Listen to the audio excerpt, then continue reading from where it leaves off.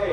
প্রিয় ভাইরা আমার, আমরা একটি লম্বা সময় ধরে এই বাংলাদেশে একটি ফ্যাসিবাদের নাগপাশে আমরা আবদ্ধ ছিলাম।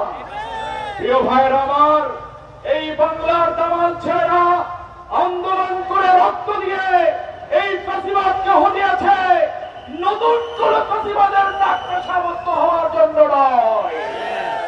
প্রিয় ভাইরা আমার, আজকের এই গণসমাবেশ থেকে এই কুমারখালী খোকসার ভাইরা শপথ গ্রহণ করুন, আগামীর দিন হবে ইসলামের বাংলাদেশ ইনশাআল্লাহ।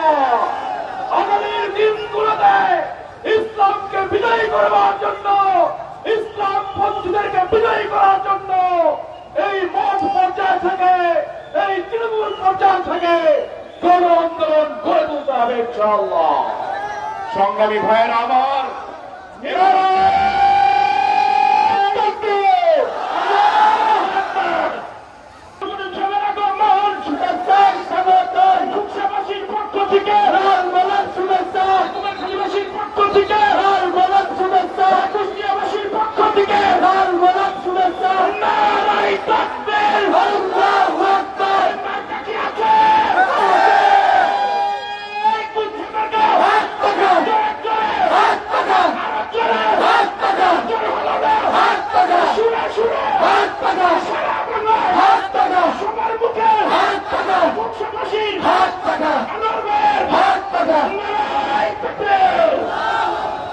আলহামদুলিল্লাহ।